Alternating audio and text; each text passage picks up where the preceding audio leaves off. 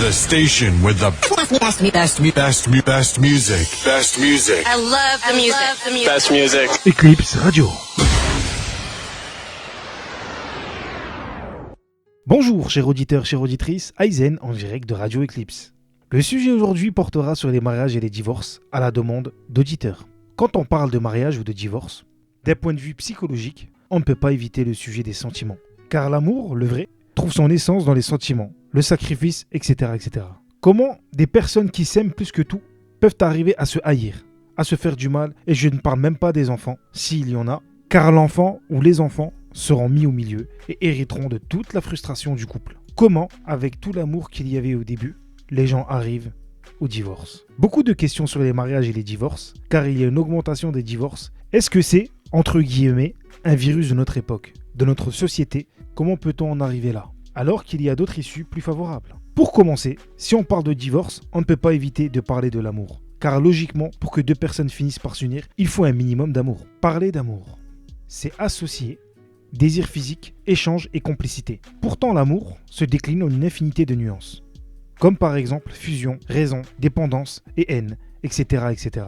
Mais c'est toujours le même mécanisme qui est à l'œuvre, d'après Didier Lorue, psychanalyste. C'est dans la relation à la mère que l'on trouve la matrice de l'amour que l'on mettra en avant. Nos comportements d'adultes sont l'occasion de prolonger ou de séparer les expériences vécues dans tous les premiers moments de l'enfance. Le point commun entre les différentes façons de s'aimer, l'idéalisation de l'autre et la dévalorisation de soi, aveuglé par des émotions ou par notre partenaire de toutes les qualités dont on se croit le plus souvent dépourvu. Ce que Didier Lorue nous explique et reprend l'expression « tomber amoureux », on descend quelques marches et on installe l'autre sur un piédestal. C'est l'estime de soi qui chute d'abord. Tout est une question de degré, d'idéalisation, de dénarcisation, de dépendance vis-à-vis de l'autre. En psychologie, lorsqu'on en appelle l'amour, on fait souvent référence aux trois grands profils amoureux, Eros, Agapé et Philia. Première catégorie, Eros, l'amour passionnel. Qu'est-ce que l'amour passionnel? Le cœur s'emballe, l'excitation alterne avec la peur, le désir physique est insatiable. Le manque nous obsède dès la première séparation. Nos repères sont bousculés, on se perd un peu. Cet état est propre à la rencontre amoureuse. Ce qui nous guide vers une relation, c'est d'abord le désir, l'exaltation et cette opportunité que nous offre le partenaire de vivre plus intensément. Explique Claude Marc Aubry, psychologue. Ce partenaire est alors moins vécu comme un sujet que comme un objet. Objet, support de nos manques et de nos fantasmes d'un amour idéal. Objet chargé de combler nos manques affectifs. L'intensité et la durée de cet état passionnel varient en fonction de la force de ses projections sur l'autre. En général, il dure entre 6 mois et 2 ans. Après, on se retrouve à se faire ce genre de remarques. Il a changé, je ne le reconnais plus, se surprend-on à dire. La réalité de l'autre finit toujours par s'imposer à nos yeux. Soit on l'accepte et on entre dans un autre type de relation, soit on est incapable et la déception, donc la souffrance est irréversible. On peut alors basculer dans la haine. Les émotions exacerbées demeurent, mais changent de pôle, ou dans la dépendance. Sans lui, je me sens vide. Sans elle, je ne suis plus rien. Rester à l'état d'objet. Le partenaire devient indispensable pour vivre. Aimer avec passion, c'est découvrir en soi une capacité à vivre des émotions dont on ignorait l'intensité, et rompre avec son quotidien, parfois pauvre en émulation. La passion amoureuse a des vertus bénéfiques et instructives pour et sur soi, mais parce qu'elle est fondée sur le narcissisme et l'égocentrisme.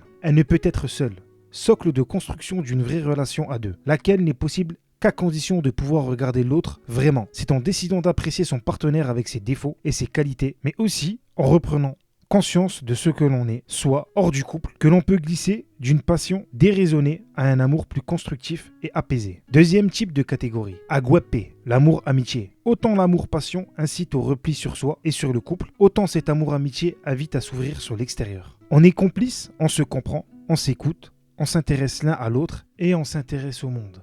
Et tout à coup, cette amitié a priori, sans ambiguïté, se transforme, les regards changent, le désir s'installe. Selon Didier Lorue, cet instant correspond à un moment d'idéalisation de l'autre, qui, bien souvent, coïncide avec celui où l'on se sent, où on se croit aimé de lui. Cette intuition donne envie de se laisser aller à des sentiments amoureux, jusque-là inhibés par un manque de confiance en soi ou par la crainte de pervertir la relation amicale. La relation amoureuse se fonde alors sur des bases solides. Celle qui avait conduit à l'amitié, du partage d'une passion commune, à une communication très forte. Un virage sans dérapage.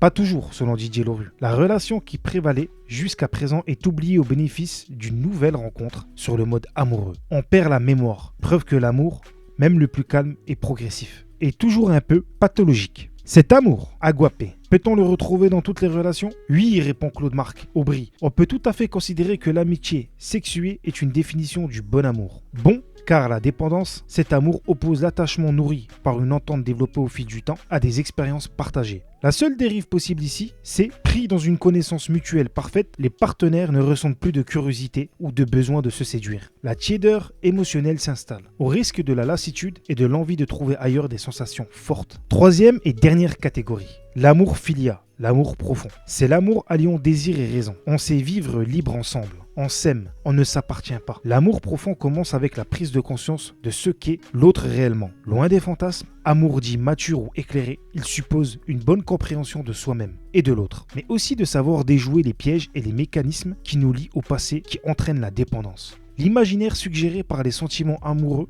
n'empêche ni de voir la réalité de l'autre, ni celle du couple. Et l'idéalisation du partenaire nous narcissise plutôt que de nous faire perdre confiance en nous. Sylvie Bello-Caro rappelle que cet amour réunit 3 éléments. Le moi, l'autre et la relation. Il peut y avoir une harmonie, un conflit, une joie, une tristesse, etc., etc., peu importe. Ce qui est fondamental, c'est que les 2 personnes restent indépendantes et se rejoignent ensuite dans le couple pour le nourrir de projets, d'envies, d'expériences à partager. Mais comment faire la différence entre un je t'aime profondément et un je t'aime passionnément? En réfléchissant à l'intensité de ce ressenti, me manque-t-il au point que, sans lui, j'ai l'impression de ne plus exister, ou simplement parce que j'aimerais partager ce moment, cette conversation avec lui? L'attachement n'est pas la dépendance.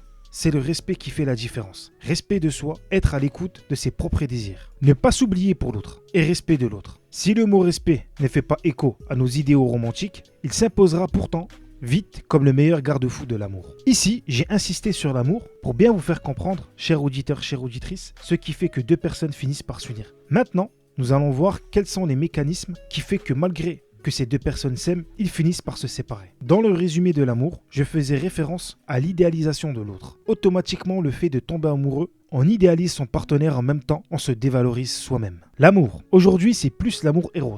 L'amour passion, car on ne sait plus aimer, comme nos ancêtres. L'autre n'est plus une personne mais un objet. Ce n'est qu'un amour illusoire. On donne à notre partenaire des qualités ou on se donne des qualités qu'on ne possède pas. Dans notre époque, c'est beaucoup l'image que je renvoie aux autres. Au lieu de s'occuper de leur intérieur, les personnes préfèrent soigner leur apparence extérieure. Comme dans tout mariage, au début tout est beau. Mais quand le temps passe, les yeux s'ouvrent et on voit notre partenaire tel qu'il est en réalité. Une personne superficielle, calquée les uns sur les autres, calquée sur les mariages hollywoodiens. Les gens n'ont plus de personnalité. Ils veulent un grand mariage car leurs amis ont fait un grand mariage. Notre propre vie est devenue une mauvaise pièce de théâtre. C'est l'image que l'on se renvoie à soi et aux autres. Une image souvent dépourvue de personnalité, dépourvue de réalité. Mais il y a d'autres facteurs en cause, comme la patience. Avant, quand on trouvait un problème, on pensait souvent que la solution n'était pas loin. Avant, on patientait, car le mariage et le mot couple, c'était sacré. Maintenant, les mariages sont jetables, comme notre époque veut bien nous le faire croire. Jetables comme un menu libre-service que l'on commande chez McDo. Ça va pas,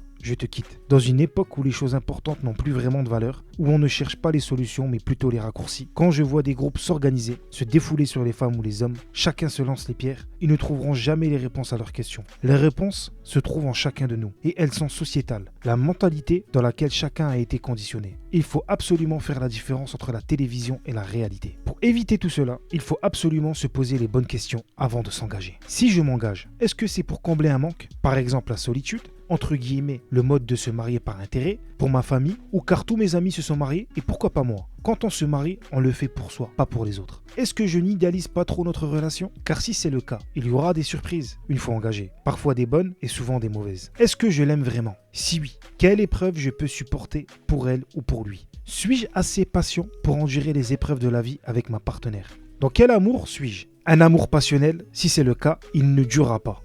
Autant ne pas s'engager. Un amour guepa? Un amour amitié? Si c'est le cas, pourquoi ne pas rester amis au lieu de s'engager? Car il est l'opposé de la dépendance. Cet amour oppose l'attachement nourri par une entente développée au fil du temps et des expériences partagées. Connaissance mutuelle parfaite. Les partenaires ne ressentent plus de curiosité, plus de besoin de se séduire. La tiédeur émotionnelle s'installe, au risque de la lassitude et de l'envie de trouver ailleurs des sensations fortes. Dans un amour filial, l'amour profond, si c'est le cas, une bonne compréhension de soi-même et de l'autre. Pas de dépendance. L'imaginaire qui est suggéré par les sentiments amoureux n'empêche ni de voir la réalité de l'autre, ni celle du couple. Et l'idéalisation ne nous fait pas perdre confiance en nous. Ici, toutes les conditions sont bonnes pour s'engager.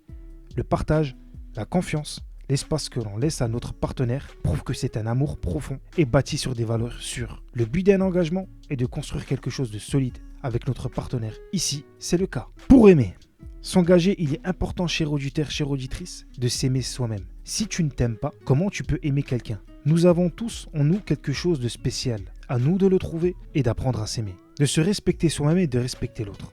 De prendre soin de sa ou son partenaire. La vie est courte, aimez sans retenue, aimez avec l'âme et le cœur. Ne donnez pas pour recevoir, mais donnez pour donner, sans rien attendre. L'amour est comme ça. N'y idéalisez personne pour pouvoir pardonner, car l'erreur est humaine. La vie est si belle accompagnée d'une personne que l'on aime sincèrement, que l'on considère comme son égal. La fierté, l'orgueil n'existe pas quand on aime. Traversez les étapes et les épreuves de la vie ensemble. Apprenez à vous aimer en tant que couple et aussi en tant que personne distincte, car personne n'appartient à personne.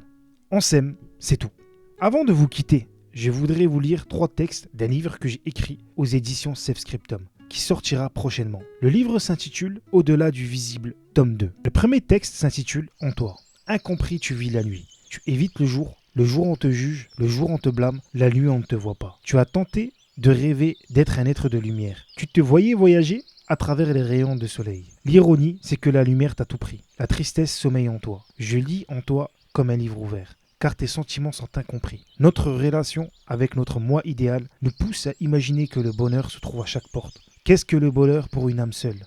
Tu vis la nuit pour éviter les ennuis, fatigué de courir derrière des chimères, les chimères du bonheur que chacun garde en lui secrètement. Les jardins secrets sont devenus les cimetières de nos rêves, où reposent nos âmes blessées. Un jour peut-être tu comprendras que depuis le début, je sommeille en toi. Une partie de moi s'en est allée. Parfois le silence a plus de poids que les mots. Le deuxième texte s'intitule « Flocon de neige ». Recouvre ces quelques pétales ton cœur pour ne plus éprouver cette haine et cette rage que tu as de ne pas être comme les autres. Les fleurs les plus résistantes méritent les meilleurs engrais. Pour apprécier la vraie beauté d'une fleur, faut-il arrêter sa route vers l'infini? J'ai compris, bien trop tard, le vrai sens du mot beauté. Occupé à livrer bataille au tréfonds de mon moi. Comment peut-on m'en vouloir? J'ai mené 1001 batailles contre moi-même, parfois même sans le vouloir. J'ai tellement aimé le doux parfum de mon surmoi que j'ai fini par partir, revenir et repartir. Avec le temps, j'ai compris que s'aimer soi-même, c'était primordial pour aimer. C'est pour cela, doux flocon de neige, que j'ai tant espéré que cet hiver rude devienne un printemps, et que sous ce flocon, cette humidité, tu deviennes cette belle et unique fleur que j'ai tant aimée. J'ai traversé les saisons, pas une fois je me suis arrêté, sauf cette fois-là, où il neigeait. Troisième et dernier texte s'intitule « L'étoile ». Tu te souviens de la première étoile que nous avons regardée ensemble? La nuit était d'une beauté, les étoiles brillaient comme jamais. La lune se reflétait sur ton doux visage. Et je te disais, tu vois cette étoile là-haut, dans le ciel, elle porte ton nom.